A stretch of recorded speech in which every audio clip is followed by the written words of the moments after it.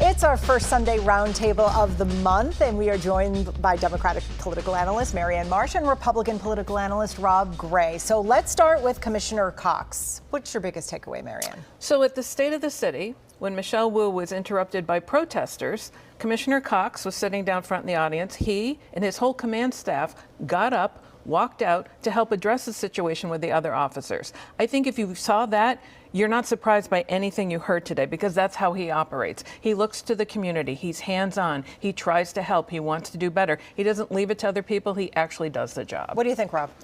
I think he's doing a good job, but it's clear it's a hard job. And a lot of the people that Boston police arrest are let go by the courts.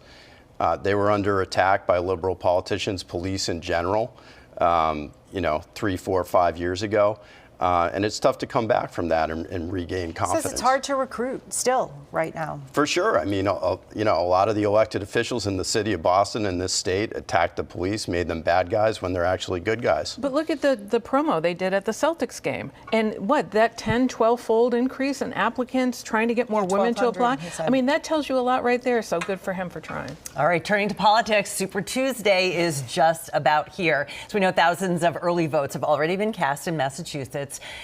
Trump and Biden will both sail through. Do you expect Nikki Haley to call it quits, Rob? Well, I think unless she wins a few states on Super Tuesday, she's going to be on dropout watch.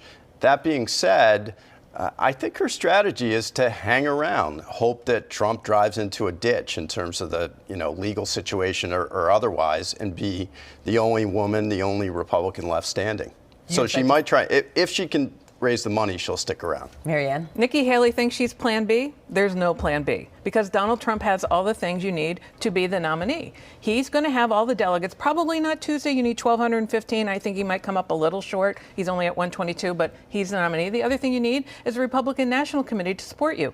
He put his daughter-in-law in charge, put a guy from North Carolina who's a supporter in charge, who's like, they stole the election in 2020.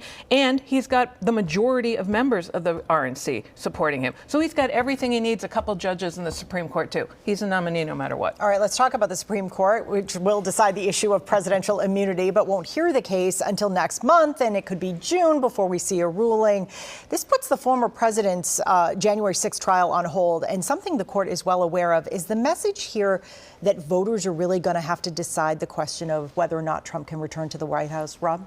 The voters will decide it. I think there are a lot of Democrats and some Republicans who hope that the courts will somehow bump Donald Trump out of this race before the election and solve the problem for them.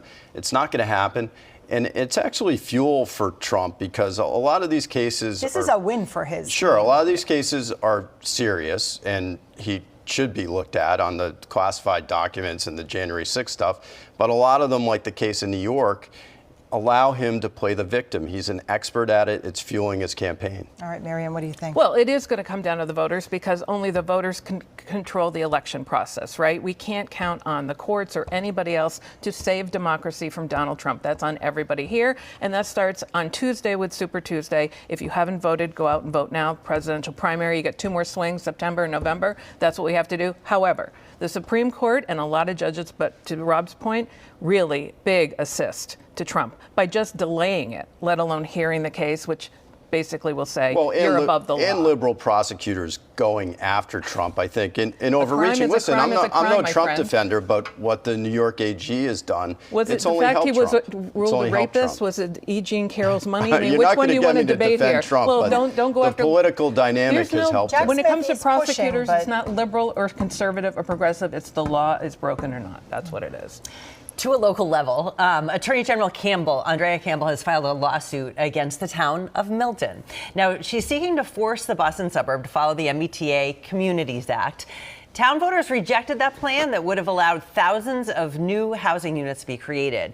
We heard Speaker of the House, Ron Mariano, says a quote, stick is needed to strengthen compliance. Do you believe that's the best way to accomplish what they're trying to do? Speaking of the rule of law, Milton decided to ignore the law. Andrea Campbell's enforcing the law in Milton. That's how it works in Massachusetts, a democracy, whether it's Milton or Mattapan. That's what happens. So if you're a community that has the MBTA around it, you're going to do housing because you just got sent a pretty strong message by the Attorney General. Do you think it's going to be effective? Yeah, in the end, it's the law. Rob? Yeah, I mean, the state has the power of the purse, so I think eventually these towns will relent, but they're going to try and play out the clock. It's just like the feds with the states on the drinking age going to 21. They held highway funds hostage.